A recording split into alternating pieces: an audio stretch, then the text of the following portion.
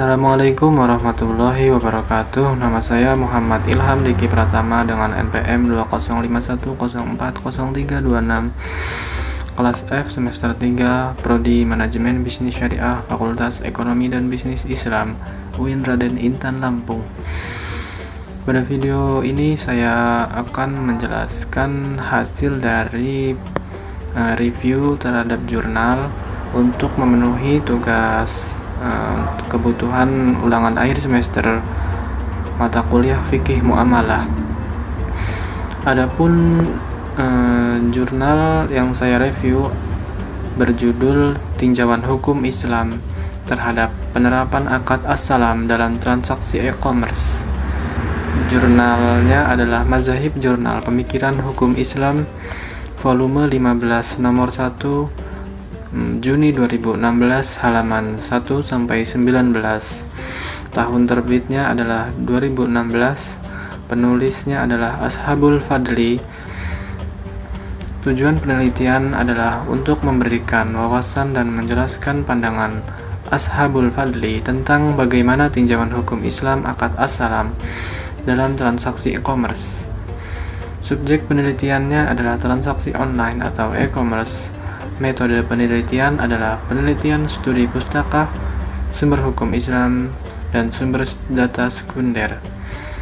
Hasil penelitiannya adalah e-commerce adalah bentuk kegiatan bisnis yang secara umum melibatkan beberapa pihak dengan menggunakan jaringan-jaringan komputer yang sudah meliputi seluruh dimensi kegiatan komersial.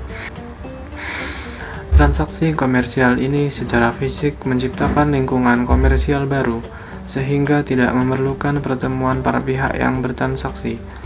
Artinya, tahapan umum yang terjadi di antara penjual dan pembeli, sebagaimana dalam transaksi konvensional, telah diintegrasikan dalam bentuk media elektronik. Apabila transaksi sepenuhnya dilakukan melalui internet, biasanya terdapat beberapa elemen yang hadir dalam transaksi e-commerce, yaitu penjual, konsumen, payment gateway, pihak pengelola, perusahaan yang menerbitkan, pihak perantara atau perwakilan. Kemudian keterkaitan akad as-salam dan e-commerce. Secara istilah, as-salam disebut menjual suatu barang yang penyerahannya ditunda atau menjual barang yang ciri-cirinya jelas dengan pembayaran modal lebih awal atau dibayar di awal, sedangkan barangnya diserahkan di kemudian hari. Dalam kajian fikih muamalah, transaksi dengan bentuk pesanan dikenal dengan akad as-salam.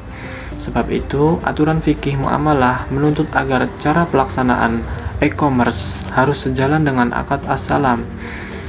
Untuk meyakini telah terjadinya akad as-salam dalam transaksi e-commerce, sejumlah ulama fikih yang terangkum pendapatnya dalam Jumhur Ulama menegaskan bahwa suatu transaksi yang akadnya menyerupai akad as-salam apabila transaksi tersebut memenuhi rukun as-salam berupa pembeli, penjual, modal atau uang, barang atau objek transaksi, dan ijab qabul.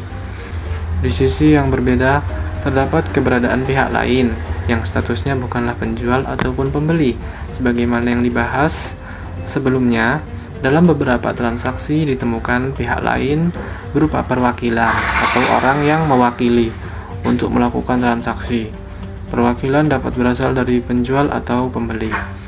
Dalam Islam, perwakilan dikenal sebagai al-wakalah atau al-wikalah, yang menurut bahasa artinya adalah al-hifz, al-kifalah, al-doman, dan al-tafwid, atau penyerahan, pendelegasian, dan pemberian mandat.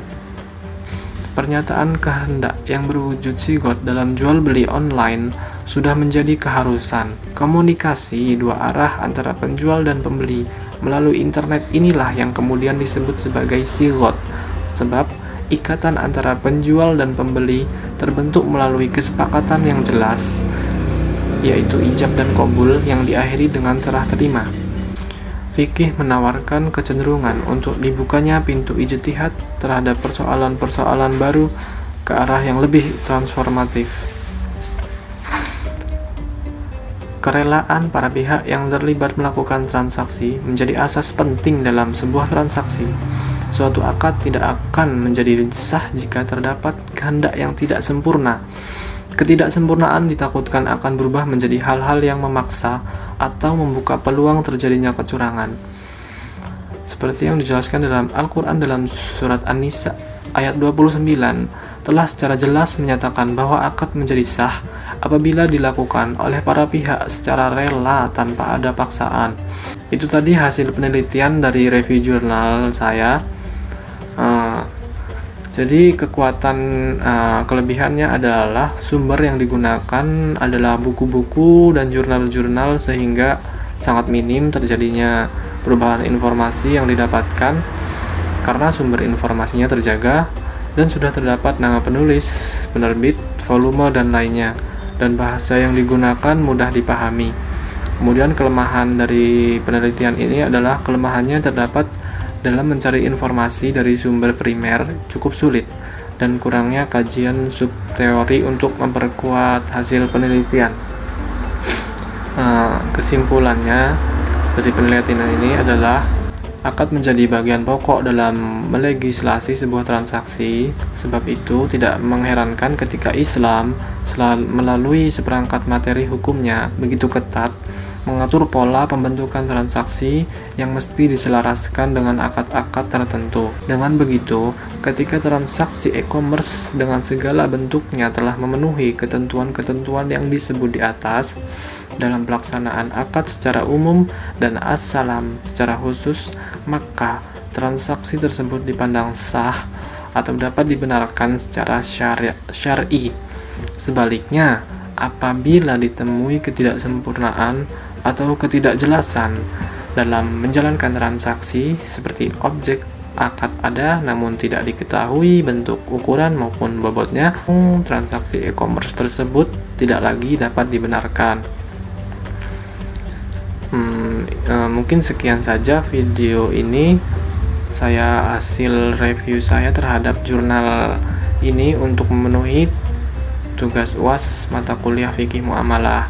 Apabila ada kesalahan, saya mohon maaf, dan kepada Allah saya mohon ampun. Cukup sekian dari saya. Wassalamualaikum warahmatullahi wabarakatuh.